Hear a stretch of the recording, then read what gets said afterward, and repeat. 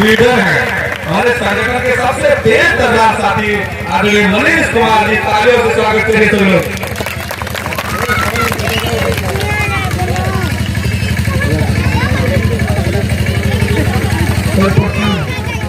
संचालक महोदय का धन्यवाद करता हूँ।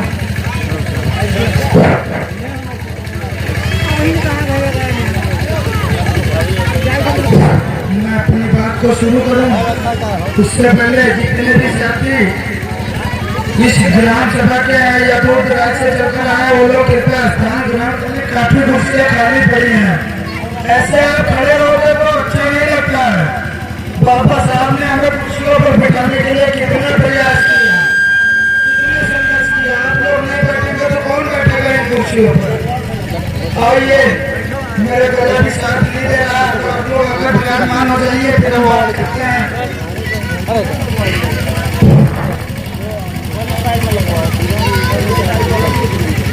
जय भीम। ऐसा लग रहा है कि खाना नहीं खाए हो। मेरा काम नहीं कर रहा, मैं आपसे तेज बोल रहा हूँ। अभी भंडारा शुरू हुआ ही नहीं। जय भीम। अभी कुछ जोश देखने को नहीं मिला। जय भीम। मैं अपनी बात को शुरू करूं उससे पहले सर्वप्रथम विश्व को शांति का संदेश देने वाले, मानो मानो एक समान का नारा देने वाले भगवान बुद्ध के चरणों में शीश वंदन करता हूँ। विश्व का सबसे बड़ा और हस्तलिखित संविधान देने वाले, मानव को मानव समझने वाले, इंसान को इंसान बनाने वाले, इंसान के लिए तो बहुत बड़ा खाई भर दिया, इंसान को छूट से इंसान बना दिया, यानी कि हमको पुनर्जन्म दे दिया। हमारे शोषण अत्याचार के लिए एक नया रास्ता खोल दिया। ऐसे महामानव का जन्मदिन है। हम विश्व रत्न बाबा साहब डॉक्टर भीमराव अम्बेडकर जी के चरणों में कोई अर्पित करते हुए शीश वंदन करते हैं। हम उनके बारे में कुछ ज्यादा नहीं बोल सकते, क्योंकि उनके बारे में अगर कुछ बोलना मतलब कि सूरज को रोशनी दिखाना है। हम ऐसे हस्ती के बारे में कुछ ज्यादा न बोलकर सिर्फ इतना जानते हैं कि उनके आज 132वें जन्मोत्सव पर हम गोंडा बहराइच दोनों जगहों पर कार्यक्रम किए हैं। आप लोगों की संख्या और जागरूकता को देखकर ऐसा लग रहा है कि सच में अम्बेडकर युग की शुरुआत हो चुकी है। बाबा साहब ने कहा था कि शिक्षित रहो, संगठित रहो, संघर्ष करो। तो हम उन्हीं के कृपा आशीर्वाद से जो समझो हम आज शिक्षित हैं, बहुत ज्यादा नहीं लेकिन जितने भी हैं शिक्षित हैं, तो हम शिक्षित भी हैं और संगठित भी हो रहे हैं धीरे धीरे। बहुत ज्यादा तो नहीं हो पाए हैं अभी जितनी हमें संगठित होने की जरूरत है, लेकिन हम अपने समाज का कुछ काम कर सकें उतना संगठित हो रहे हैं। हमारे समाज में जागरूकता आ रही है।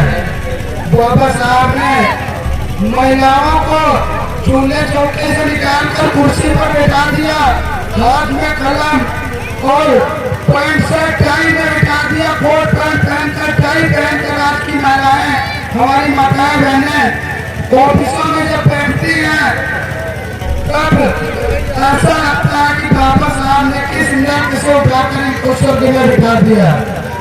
और अफसोस इस बात का है कि हमने बाबा साहब को अपने घर तक विचारधारा उनके आने ही नहीं दी।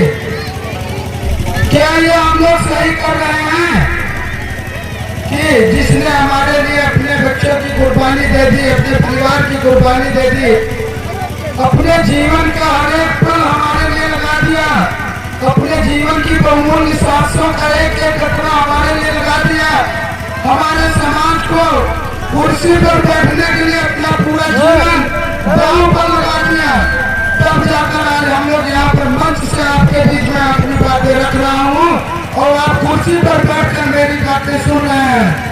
ये बाबा साहब अम्बेडकर की देन है। कुछ मनवादी किस्म के लोग बोलते हैं कि बाबा साहब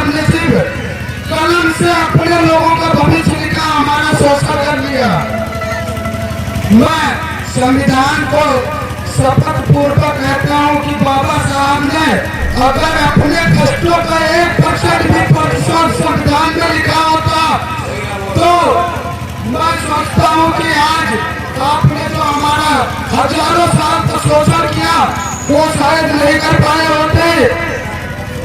बाबा साहब ने अगर अपने संविधान में अपनी कलम से अपने शोषण का 1% प्रतिशत निकाला होता तो आप लोगों की वो स्थिति हुई होती जो बहुजन समाज हजारों सालों से ढोता हुआ है अपने कंधों पर। बाबा साहब इतने ज्ञानी इंसान थे, उन्होंने कभी किसी का बुरा नहीं किया, किसी का शोषण नहीं किया। आज कुछ मनवादी लोग उनकी प्रतिमा को तोड़ते हैं। अरे तुम्हारे बस की बात है नहीं, तुम दिन भी प्रतिमा को तोड़ो और बताकर तोड़ो तो मैं कहता हूँ पूरा गोंडा मेला नहीं पूरा मंडल लीला हो जाएगा। अभी हमारे गोंडा में आए दिन कई घटना हो गई बाबा साहब की प्रतिमा को तोड़ने को लेकर। ये कौन लोग हैं जो बाबा साहब की प्रतिमा को तोड़ रहे हैं? ये वही लोग हैं जो 70 सालों से परेशान हैं कि हम आखिर इन बहुजन समाज का शोषण क्यों नहीं कर पा रहे हैं। बाबा साहब ने इतना मजबूत संविधान क्यों दे दिया इनको कि हम चाहते हुए भी इनका शोषण नहीं कर पा रहे हैं। इसका कारण जानते हैं आप लोग?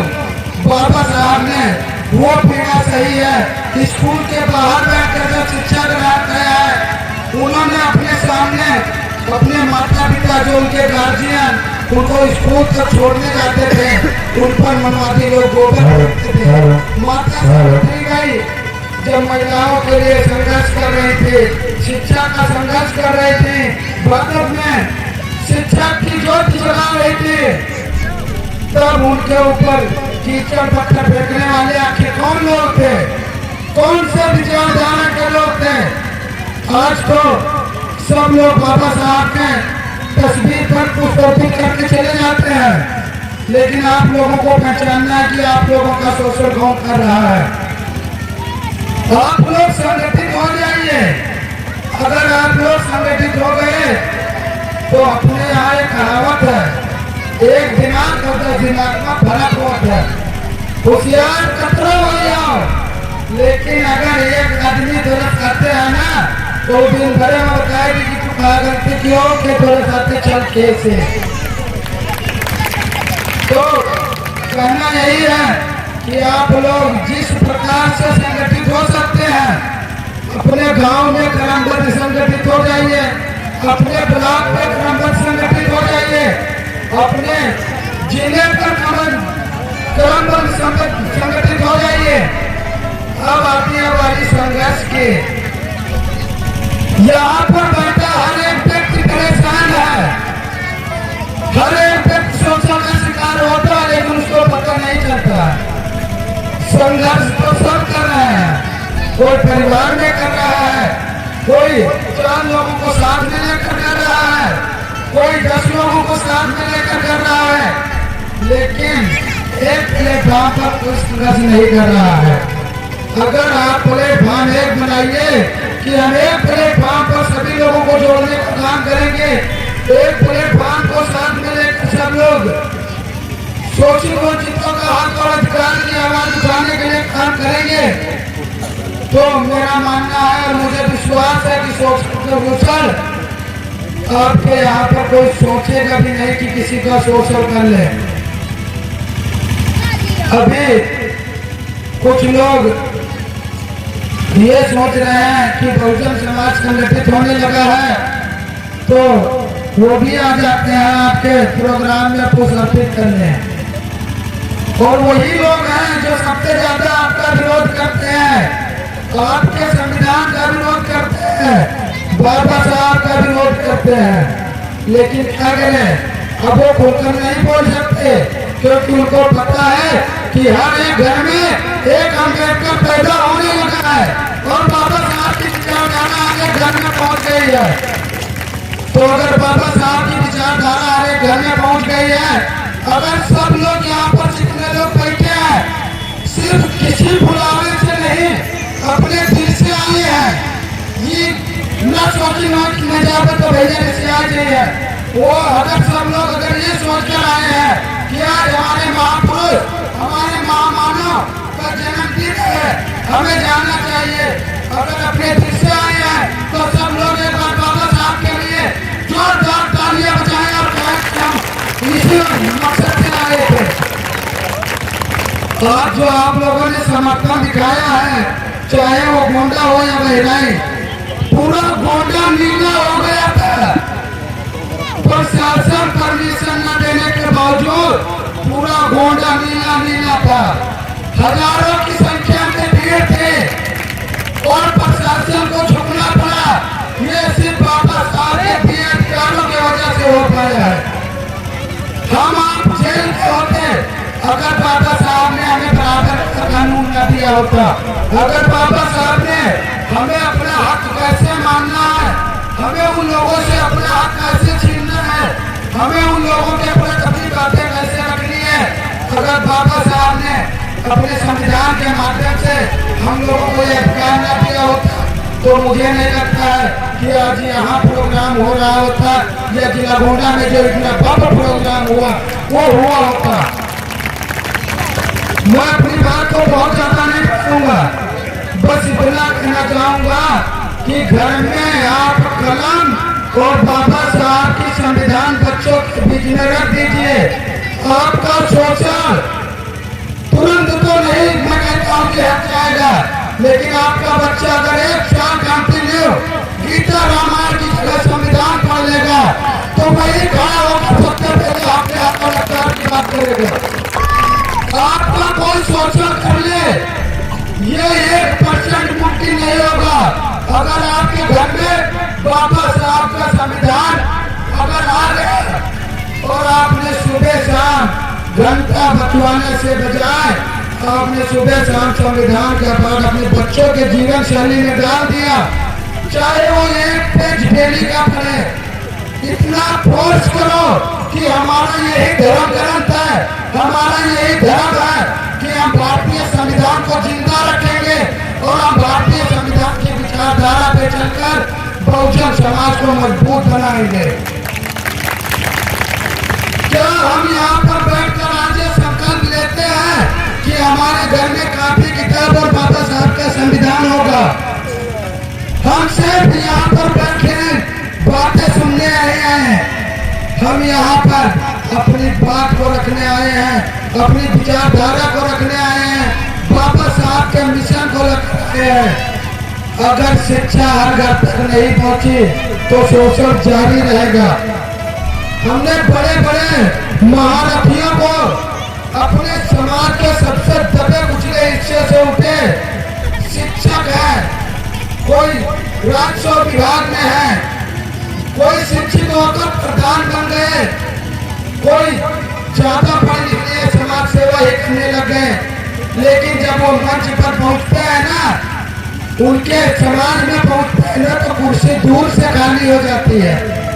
इसका मतलब पता है, अगर वो शिक्षित ना होते तो उनको वही बैठाया जाता था, हमारे पुरखों को बैठाया जाता था, जहाँ हमारे पूर्वजों को बैठाया जाता था। अगर उनके पहुंचते ही कुर्सी खाली हो जाती है तो इसका देन सिर्फ शिक्षा है। अगर वो शिक्षित नहीं हुए होते तो वो कितने भी महारथी होते, उनको बैठना जमीन पर ही पड़ता, उनके मंच में जाते तो उठाना पत्थर नहीं पड़ता, उनके जमीन उनके समाज में जाते तो उनको उठाना जूठा बर्तन नहीं पड़ता, उनकी टेबल ही साफ करनी पड़ती। लेकिन जब वो शिक्षित है, इनको पता है कि इनका दाव पेच इनको पता है, इनको कानून व्यवस्था पता है, बाबा साहब ने जो संविधान दिया उसका हक और अधिकार इनको पता है।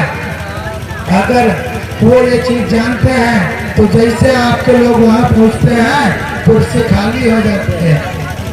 अगर उनके लिए कुर्सी खाली ना हुए ना तो वो बहुत अच्छा काम हो जाए। इनका सबसे पहला षड्यंत्र है कि जो आपके समाज के सक्षम लोग हैं उनको इन नेता बना देते हैं, ताकि अगर आपका शोषण करें तो आपके शिक्षित समाज के लोग आपकी आवाज उठाने ना आए। तो हम क्यों दूसरों पर डिपेंड हो? हम अपने घर का बच्चा शिक्षित क्यों नहीं करते? उसको संविधान क्यों नहीं बताते? उसको संविधान के बारे में बाबा साहब के इसके बारे में क्यों नहीं बताते? ये तो बता देता हूँ कि सवेरे मंदिर जाइए तो ईद मतलब अल्लाह पूरा हो जाए। अरे हम देखे हैं कि जब परीक्षा आती है ना तो सुबह सुबह मंदिरों में लाइन लग जाती है कि ये पापा हमका पास कराए तो हमारे जवाब आ जाए। अरे जब आप लोग उनको जिंदगी भर भगवान के भरोसे पर टिका दिया, आप लोग उनको पढ़ाई के जगह पे पूजा पाठ पर विश्वास सिखा दिया, सवेरे खाता है भैया अगर बत्ती लगा दे तो जल चढ़ाए दे, नहीं तो दिमाग बुद्धि ठीक न रही। अरे बुद्धि तो उनका भ्रष्ट कर दिया और कौन करियो। अगर उनको 1 घंटा पढ़ाया होता ना तो ये जो एग्जाम से महिला मंदिर के बाहर जो लाइन लगती है ना कि ये बाबा हमका आपकी पास करा दिया, परसेंटेज कमर आवे लेकिन पास हो जाए, वो स्थिति ना पैदा हुई। अगर आपके घर में शिक्षा जन्म ले लिया तो आपका शोषण तो बंद होगा ही, और आपका शोषण तभी बंद हो जाएगा जब आपके घर में कलम आ जाएगी। कलम वो हथियार है ना कि बाबा साहब ने सिर्फ कलम पकड़ा था और 33 कोटी का नसबंदी कर दिया, आज वो जन्म लेना बंद कर दिए। आज उनकी पुस्तकें आकाशवाणी से नहीं आती है, उनका उपदेश नहीं आता है। आज नए नए नियम आकाशवाणी के माध्यम से नहीं आते हैं। नहीं तो क्या कहते थे भैया देवदासी प्रथा तो ये आकाशवाणी भगवान का उपदेश है, किताबिया भगवान देने एक किताबिया आकाश से उतरी है। तो संविधान आएगा ना और नसबंदी तो का बहुत कुछ हो थी अगर उपदेश लगी तो ये मुमकिन हुआ। आज उसी महामानव का जन्मदिन है जिसने 135 करोड़ की नसबंदी की थी, तो एक बार उसके लिए फिर से ताली बजाओ कि उसने इतने महान काम करती है। और मैं इसी समय को ध्यान में रखते हुए बात तो बहुत है मन में, भड़ास बहुत है आप लोगों के बीच में निकालना चाहता है, लेकिन समय बहुत कम है और मेरा गला भी साथ नहीं दे रहा। तो आप लोग एक बार जोर से जयकारा लगाए, जय भीम। मजा नहीं आ रहा है, पूरा यहाँ का क्षेत्र जब गरजेगा तभी मजा आएगा कि ताजमहल अगर प्रेम की निशानी है तो 14 अप्रैल भी एक शेर की कहानी है। अगर वो शेर की कहानी को दोहराना है तो शेर की तरह दहाड़ो, जय भीम, जय भीम, जय जय जय जय जय भीम। मैं मंच से विदा लेता हूँ।